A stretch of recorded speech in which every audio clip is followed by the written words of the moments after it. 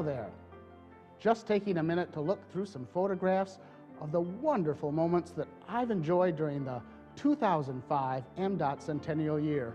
By gum, some great memories were made this past year. I just love this picture. The statewide kickoff in Lansing. Let's see. There's me and director Gloria Jeff, the Interstate kids, and a whole bunch of the hardworking folks that make up Team MDOT today. A little snow didn't cool our enthusiasm. No, sir, nothing like the great Michigan outdoors in January. Oh, hey, here's Earl.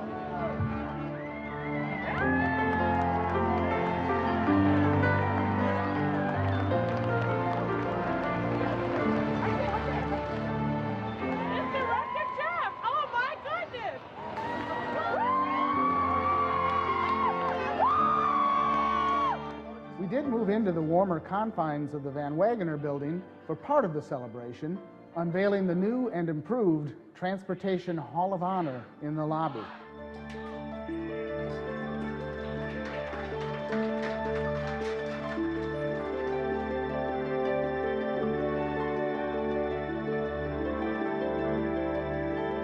But don't think Lansing had all the fun. The region offices, TSCs, garages, you name it. They all started the year off with cake and coffee. And everyone received a Centennial lapel pin so we could all wear our pride throughout the year. But this was far too big a celebration to keep to ourselves. So later, in January, at the International Auto Show in Detroit, we kicked off our worldwide celebration.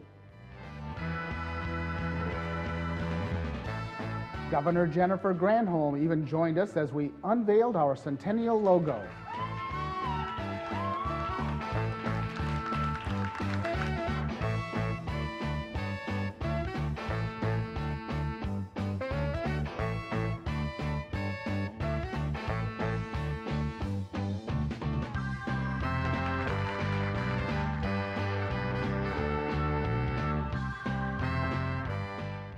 What?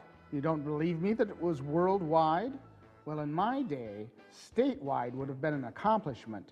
But the fine folks on the Centennial Celebration Planning Team made sure the world knew. Something called a website was launched that same week. They've tried to explain that one to me, but I'm sure you understand what it's all about. Anyway, this place on the computer told all who came to visit from far and wide about my days at the department, and it had a wonderful timeline of the many accomplishments of this outstanding organization. That was followed up by public service announcements on the television. Did you know those things come in color now? We are proud of the past and focused on the future. We are MDOT, 100 years of innovations in transportation. There were two special editions of Michigan History magazine, featuring our 100 years of accomplishments. One was for grown-ups, while the other sought to educate the young'uns about MDOT.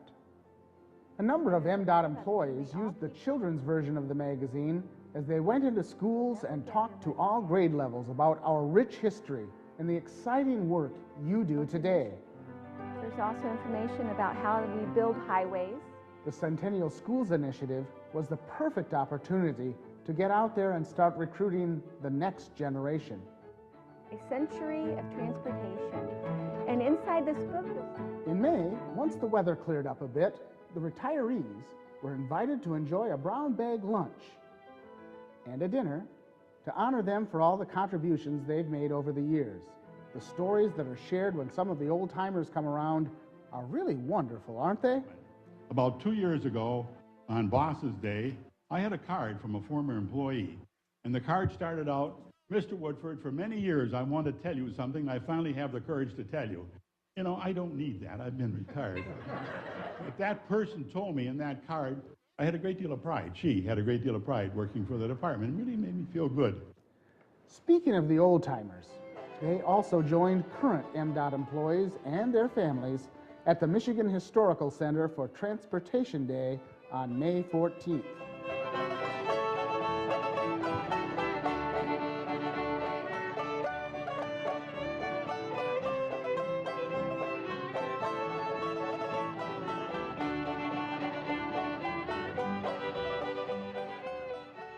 The MDOT Centennial Planning Team did a great job creating some wonderful exhibits and hands-on fun for the kids.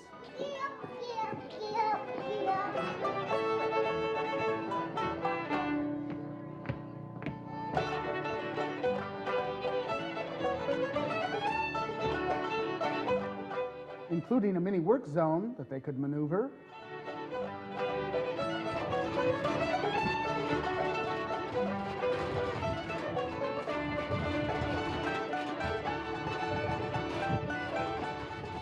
and a riveting exhibit.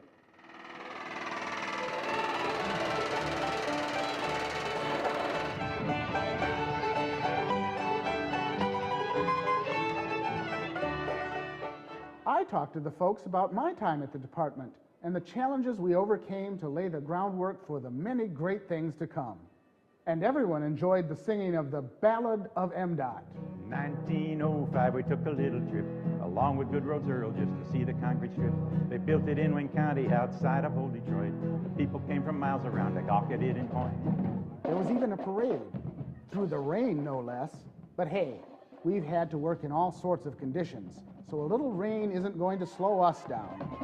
The interstate kids were again on hand, and the director had a chance to experience riding on a grader drawn by a mule team. Now that's my kind of equipment. And we didn't just focus on the past in 2005, we also celebrated today's accomplishments with numerous ribbon cuttings, like the one at the Capitol Loop Project in Lansing. Zero, congratulations! The Gateway Bridge in Taylor.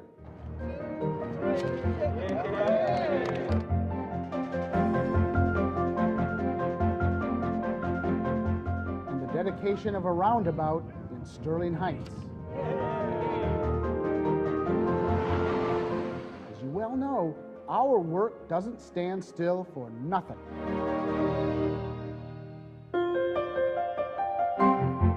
But it was as if time stood still when more than 1,300 MDOTers and their family members visited Greenfield Village.